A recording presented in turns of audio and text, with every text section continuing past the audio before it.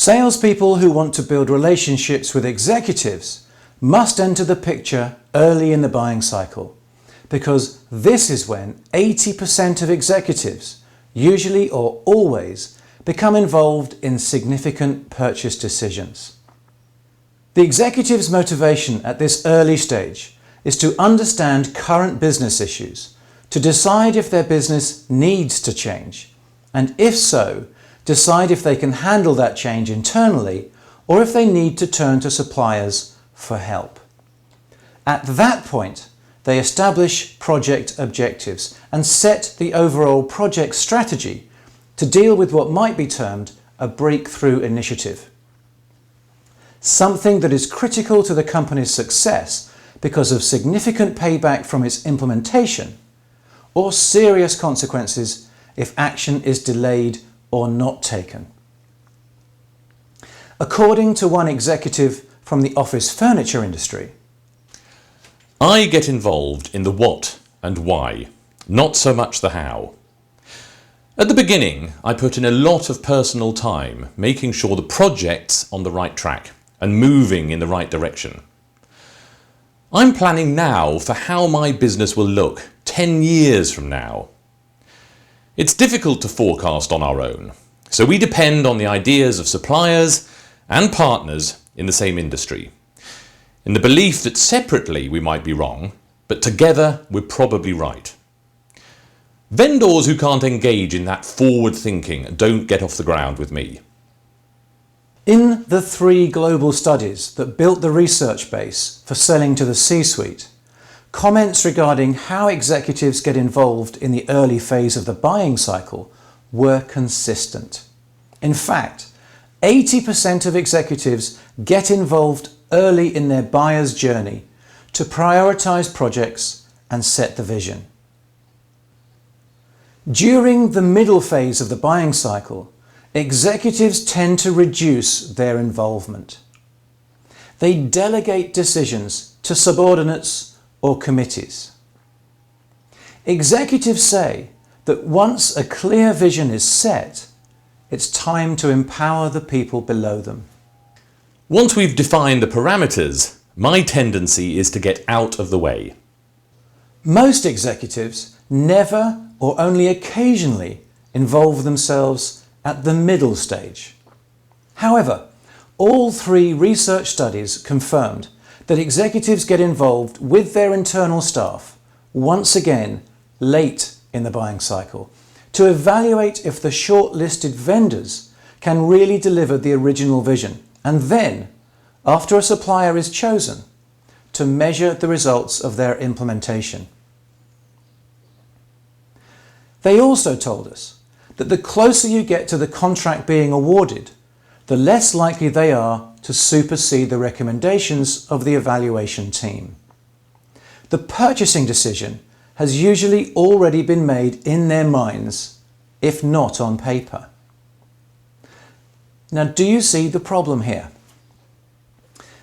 The middle phase of the buying cycle is the period when senior executives are least likely to open their calendar to a salesperson.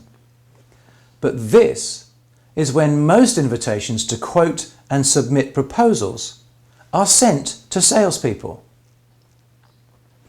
It's no surprise then that account managers who get their first scent of a deal at this stage and expect to meet the boss are usually frustrated by the difficulty of doing so. As far as C-suite executives are concerned, when they meet salespeople, they typically see 4 stages of sales proficiency exhibited. The first stage of sales proficiency is a commodity supplier. Salespeople who are commodity suppliers see the world through a pair of product glasses. They believe that if they can just get the opportunity to show their product or service, the features of their product or their brand will help them succeed. Their world extends little further than the execution of tactics such as setting up meetings, making sales presentations, giving demonstrations, and writing proposals. As a result, they rarely get involved early enough in a sale to create opportunities with an executive buyer. The executives we interviewed typically called this type of salesperson a product expert, and one that they would rarely waste their time on.